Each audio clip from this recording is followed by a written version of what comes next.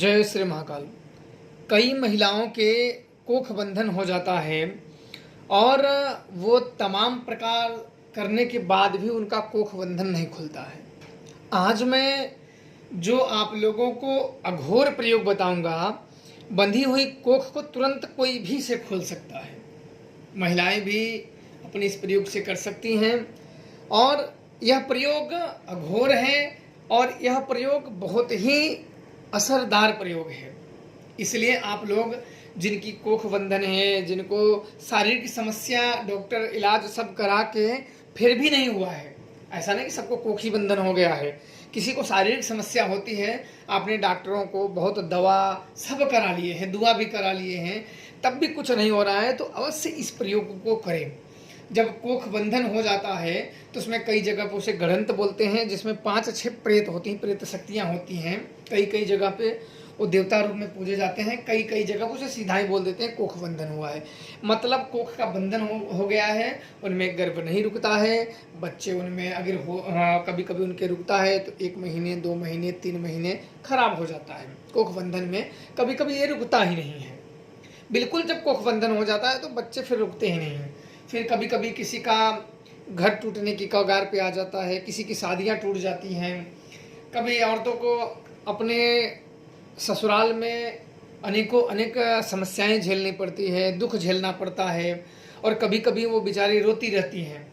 तो आज मैं उन सब के लिए यह प्रयोग बता रहा हूँ जो अपने घर में दुखी हैं और तमाम कोशिशें करके हार गई हैं और तंत्र मंत्र भी करा के देख लिया है, दवा भी करा के देख लिया है और उनकी समस्याएं ज्यों की त्यों बनी हैं, तो वह इन प्रयोगों को करें और यह प्रयोग आपको अवश्य काम करेगा। सर्वप्रथम इस प्रयोग को किसी भी पूर्णिमा को या अमावस्या को करें।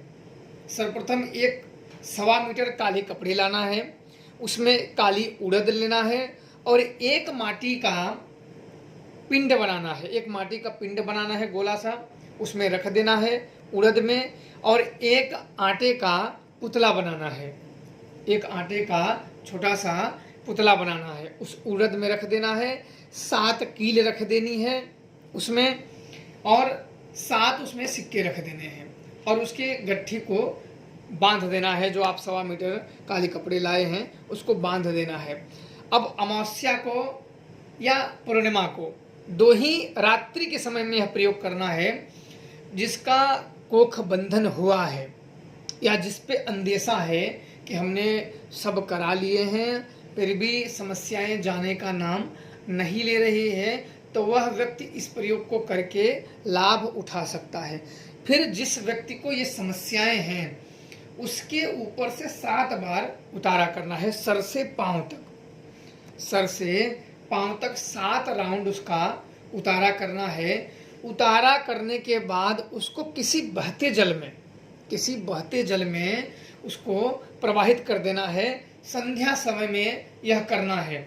अगर महिलाएं ना कर सकें तो उतारा करके किसी को दे सकती हैं इसे जल में प्रवाहित करने के लिए, पर इसको बताना नहीं है, इसको गुप्त रखना है कि किस तरीके से करना है, किस तरीके से नहीं, हमने क्या क्या उसमें रखा है, क्या क्या नहीं रखा है, वो आपको डिटेल में नहीं बताना है, थोड़ा सा गुप्त रखना है। फिर वो उतारा करने के बाद फिर आना है अगले दिन, एक धागा लेना है लाल धागा, और उसमें छोटी छोटी थोड़े दूर पे ओम हनुमंताय नमः स्वाहा, ओम हनुमंताय नमः स्वाहा मंत्र 11 बार पढ़ें और एक गांठ मारें और एक फूंक करें। ऐसे ऐसे पूरे धागा में फूंक मारें और फिर आप अपने कमर के बराबर, जो आपका कमर हो उतने बराबर में थोड़े दूर पे 1-1 इंच आधी इंच में जितना लगे उतने दूर पे वो धागा बना ले। बनाने के बाद उसको पहन ले। पहनने के बाद जब तक लड़का पैदा ना हो जाए, जब तक या पुत्र या पुत्री की प्राप्ति ना हो जाए, तब तक उस धागे को खोलना नहीं है। आपका गर्भ जो बंधन हुआ है, जो गिर जा रहा है, जो खंडित हो जा रहा है, वो नहीं होगा। इस प्रयोग को आप करके स्वयं ही देख सकती हैं। इसे कोई भी कर सकता है, आदमी भी अपने औरत के लिए कर सकता है। और इस प्रयोग को करने के बाद आप स्वयं देखेंगी कि जो भी तंत्र बाधा है, जो कोख बंधी हुई है, वो कट जाएगी। जो प्रेत गर्भ में बैठा हुआ है, जो प्रेत कोख बंधन करके बैठा हुआ है, वो वहाँ से भाग जाएगा और इस क्रिया से आपको 100% लाभ होगा। और आपके जो परिवार में जो संतान प्राप्ति के लिए कलह चल रहा है, बाधाएं चल रही हैं, समस्याएं चल रही हैं, वो अवश्य दूर हो जाएंगी। और कभी लगे आप ऐसी जगह पे जहाँ जाइए जहाँ आपका अगर किसी कारणवश किसी का धागा टूट जाए या खंडित हो जाए, तो उस धागे को किसी मंगलवार के दिन वापस से बनाना है, एक नया धागा लाना है और वापस से फिर जैसे आपने पहली बार किया है उसी तरीके से आप दूसरी बार करके फिर पहन लें।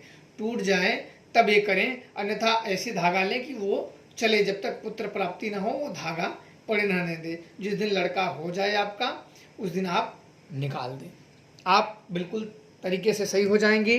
जो प्रेत बाधा रहेगी वो भी निकल जाएगी और एक महासुरक्षा मंत्रों द्वारा सुरक्षा कवच भी आपके शरीर पे लगा रहेगा, जिससे आपके जो पुत्र होंगे, जो बच्चे होंगे, उन पे कोई बाधाएं नहीं आएंगी, कोई समस्याएं नहीं आएंगी और निर्विघ्नता से वो गर्भ में सुरक्षित रहेंगे। बहुत प्रेत होते हैं कि ये वही खाते हैं, प्रेत हो गए, पिशाच हो गए, राक्षस हो गए, तो ये छोटे बच्चों को ही मारते हैं। कई लोगों के गर्भ में ये प्रेत इंटर करा देते हैं, कई लोग के गर्भ में प्रेत ही रहते हैं जिनमें उनमें चलने की आवाज़ें, डोलने की आवाज़ें नहीं, चलने की महसूस होता है, इधर चल रहा है उधर चल रहा है। कई बार मैंने ऐसे महिलाओं को देखा हुआ है जो अलग अलग समस्या द्वारा, किसी को प्रेत है, किसी को पिशाच है, किसी को कर दिया है, किसी को खिला दिया है। जाहिर नहीं है कि हर महिलाओं को एक ही तरीके से किया गया हो, अलग अलग हो सकता है। कई तरीके से जलने वाले शत्रु हैं, जलन भावना से या किसी धन के लालच से या संपदा के लालच से ऐसी करा देते हैं कि इसको पुत्र प्राप्ति ना हो, बच्चे ना हो, जिससे समस्याएं आती हैं। तो ऐसे हम सब कई रोग करते हैं और कई लोगों को माता शमशान काली के आशीर्वाद से उनको हुए भी हैं और आज उनके बच्चे उनके आगे हैं। तो हम लोग तो एक निमित्त मात्र हैं, हम लोग तो बस उस परम शक्ति को ध्यान करते हैं और उनसे हम लगा देते हैं कि माता इनका करिए और वो कर देती है। नहीं, हम सब तो इंसान मात्र हैं, एक निमित्त मात्र है, एक भक्त मात्र हैं। हम सब उन महाशक्तियों से प्रार्थना करते हैं कि इनको ये समस्याएं हैं, ये बाधाएं हैं, इनका निवारण कीजिए और वो कर देती हैं। बस यही होता है, भक्ति करने का यही होता है और इसी में आनंद आता है। बाकी आप लोग समझ गए होंगे, करिए, खुश रहें, प्रसन्न रहें। जय श्री महाकाल।